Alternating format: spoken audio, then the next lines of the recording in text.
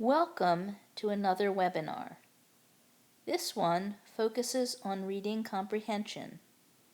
My name is Amy Howley, Professor Emerita in the Educational Studies Department of Ohio University. Comprehension is the ultimate goal of all reading instruction. As we discussed in earlier units, readers construct meaning by bringing their own experiences and skills to the words and other features on the page. The experience and skills that affect comprehension most are reflected in students' vocabulary, the inferences they make, and their use of conventional features of text. These three processes are the building blocks of reading. Teachers and paraprofessionals focus on strengthening these building blocks in order to improve students' comprehension. Because students' experiences and skills differ, reading materials and activities to help the students move from their current reading comprehension level to a more advanced level also differ. At any grade level, good readers are students who are able to use their vocabulary knowledge, inferential skills, and familiarity with other features of the text to understand books written for readers their age or older. Students who lack the experiences and skills needed to comprehend books and other reading material written for readers their age are said to have a reading problem. They're sometimes called struggling readers. First, let's consider vocabulary knowledge. Because words are the most important units of meaning in most reading selections, good readers typically have a vocabulary that matches well in content and size with the vocabulary in classroom reading selections. Once they have learned to sound out words, students who are considered struggling readers may be those who find many of the vocabulary words in classroom reading selections to be new and unfamiliar. Understanding what words mean comes from experience. Differences in experiences are reflected in the content of our vocabularies. Where we live and what we do in our daily lives affect what we talk about. Our lives are reflected in the words we use and understand. To understand a word, a person needs to understand what the word names. The word chained, for example, would have no meaning to you if you'd never seen one or been told about one. The word pity would have no meaning if you'd never heard the word used to describe the feeling in a context you could understand. Differences in experiences and consequently in vocabulary affect reading comprehension in many ways. For example, knowing what most words in a reading passage mean is important for reading fluency, or how quickly and smoothly a student reads. Vocabulary knowledge allows students to read quickly enough to understand phrases and sentences. Students who have to stop and puzzle over the meaning of words in a passage may lose track of the meaning of the passage. Sometimes knowing the meaning of each word is not enough to understand a passage. For example, the idiom, "at the drop of a hat," doesn't really have anything to do with hats or dropping them, at least not when it's used today. It expresses the idea that someone is ready to do something at the slightest opportunity. This idiom may come from a time when the drop of a hat was used to signal the start of a fight. Such idioms or figures of speech can be especially challenging for English language learners. They can also be hard for students with certain learning disabilities that make it hard for them to make comparisons between ideas. Figures of speech, such as idioms, compare one thing with another. To understand them often requires the ability to make an inference. See if you can identify the comparisons underlying these idioms. Joan is a free spirit. She marches to a different drummer. Karen doesn't like to study, but she's going to have to bite the bullet and work harder. Jerry has to wait on that new phone. He's strapped for cash right now. Until I've had my morning coffee, I'm just not playing with a full deck. Stories, poems, and even nonfiction selections often require readers to read between the lines in order to reach a moderate or high level of comprehension. That is, these written materials require readers to make inferences. Some inferences are easy. For example, if a character in a story puts candles on a cake, you know the cake is for someone's birthday. The author doesn't have to say it. Some inferences may be hard for most readers to figure out. For example, if a story about the Civil War mentions the boys in gray, and you know the Confederate soldiers' uniforms were gray and Union soldiers' uniforms were blue, you would infer that the author was talking about Confederate soldiers. Someone who didn't know that historical fact might not make that inference. Reading between the lines or going beyond the words on the page requires extensive cultural knowledge. Sometimes everyday knowledge about how people act and talk is enough, but often knowledge of history, literature, science, art, or politics is important. Because of the important role of background knowledge in making inferences, the more background knowledge someone has, the better inferences that person will be able to make. And reading books expands cultural knowledge. So people who do a lot of reading tend to make better inferences.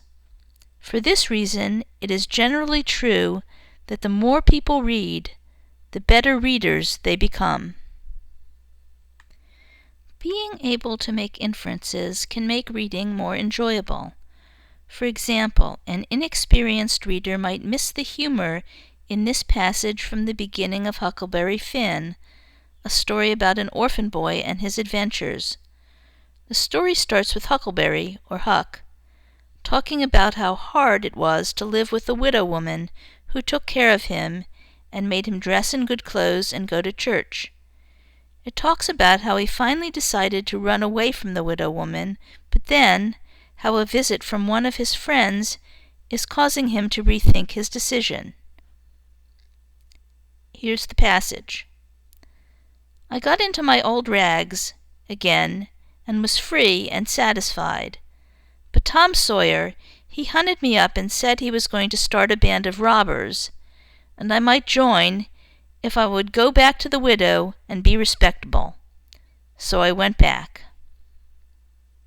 Knowing that Huck and Tom are boys, a reader might suspect that Tom isn't really going to start a gang of robbers, and that they will just play at being robbers.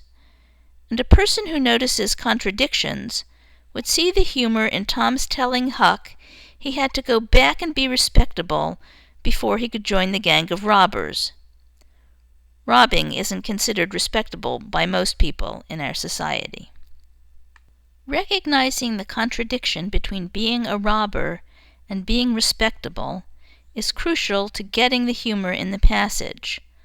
Other basic thinking skills that readers need in order to make inferences include being able to sequence events, recognize cause and effect relations, imagine alternative possibilities, and make predictions. As you can see, making inferences may be the most demanding of all the skills needed for reading comprehension. Books and other reading materials have much more on their pages than words. In addition to words are other features of text, such as punctuation marks, how the white space on the page is used, and how words are placed in that space, differences in print style or font, special sections such as tables of content and indexes, and many other features. As students move up in grade level, knowledge of features of text becomes more important. Most young readers know the basic features of text or learn them quickly. Young readers typically understand the meanings of common punctuation marks. Even in the early grades, students are taught how to recognize dialogue by the use of quotation marks and spacing. They also learn conventions such as capitalization and paragraph indentation, as well as features of major literary genres, for example, that poetry looks different from prose. Reading comprehension at the intermediate and upper grade levels requires understanding many different features of text, such as the use of italics for emphasis and the use of different fonts for different types of headings. Knowledge of specialized features of text, such as indexes and glossaries, becomes important as students advance in school. Textbooks in high school and college often include additional features such as footnotes or endnotes. At every level, readers use features of text to understand it more fully than if they relied on the words alone. Recognizing that children must acquire vocabulary knowledge, inference skills, and knowledge of text conventions, teachers select textbooks and other reading materials designed for their students' reading levels. The goal is to select materials that will allow students to increase their mastery of reading but not become frustrated. To make a good match, two measures are needed: a measure of the student's reading level and a measure of the reading level, sometimes called the readability grade level or lexile, of the text. Reading material for very young children has a low readability level. It makes few demands on vocabulary knowledge, inference, or knowledge of text features. Here is a passage from a picture book for young children. Notice that all the words in this passage are easy words. They're words many children would be familiar with, and each word has only one syllable. Notice, too, that the sentences are short. Most of the sentences have only 3 words in them. Can you climb? Can you leap? Can you stretch? Can you sleep? Can you hiss? Can you scat? Can you purr like a cat? What else can you do like a cat? The last question in the passage asks the reader to go beyond the words on the page and imagine other possible activities a cat, and the reader, can do. The text feature that the reader must pay attention to is the question mark in order to recognize that these statements are asking questions. But since the words "can you" also signal a question, the reader might understand without knowing what the question mark means. A student, regardless of age, who could read and understand text at about this level would probably be said to read at the first grade level. Reading in the upper grades makes greater demands on vocabulary knowledge. Notice the differences between the previous passage and this next one, from a book written for readers in the 4th or 5th grade. Here's the passage. Using the pony was William's idea. He thought it would be fun to ride from one base to another instead of running between the bases. It was Jack's turn at bat. He brought his pony, Angel Face, to the batter's place. He had her saddled up and ready to ride. He stood with the bat braced back and ready to swing. William pitched the baseball toward him. Jack swung, hitting the ball. William, Jauncey, and Durwer waited while Jack climbed onto his pony. After Jack mounted, he started galloping for first base. The other boys threw acorns at the rider to try to get him out. You might have noticed that this passage doesn't repeat words nearly as much as the one about cats does. The words are easy, but they're mostly 2-syllable words rather than 1-syllable words. Did you notice that the sentences in this passage are much more varied in length? The shortest one has 5 words, and the longest has 19 words. The main inference a reader needs to be able to make requires knowing that, in baseball, players try to get from the batting box to first, second, third, or home base without getting tagged with the ball, or in this case, acorns. Without having this prior knowledge about baseball, the reason for throwing acorns is unclear. This passage doesn't require much more knowledge about text features than the other passage does. Just knowledge of the use of commas to set off an explanatory point, the use of apostrophes to show possession, and the use of capital letters to indicate names. In comparing these two passages, you may see why good reading instruction needs to match the difficulty level of the reading selection with the student's level of reading skill.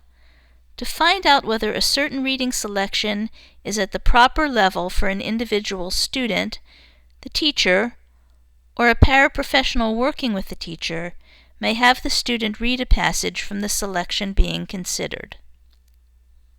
Usually, the student is asked to read aloud so the teacher or paraprofessional can see whether the student can read the passage fluently.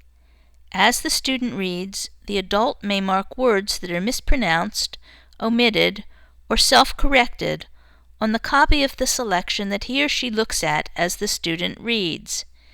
If the student reads most of the words correctly and reads the sentences with expression, he or she almost certainly has some understanding of the passage. The teacher or paraprofessional may also ask the student to answer comprehension questions about important points. For example, questions about the passage we read about the boys playing baseball might include the following. 1. What did the boys throw at Jack when he galloped for first base? 2. What else was unusual about their baseball game? 3. Did this game probably take place in the city or in the country? Give a reason for your answer. If the student reads the passage fluently and seems to understand the passage, the reading material from which the passage was taken is probably a good match with the student's reading level. If not, the teacher may choose an easier reading selection for the student. If an easier selection isn't available or isn't compatible with the student's best interests, the teacher may offer extra support to help the student comprehend the selection. Either way, the teacher will provide scaffolding activities to help the student progress in reading comprehension skills. The ultimate goal of reading instruction is to help students comprehend more advanced reading material as they progress through school. Achieving that goal requires taking into account students' current vocabulary knowledge, inference skills, and ability to use features of text, and helping them to increase their skills in each of these three areas.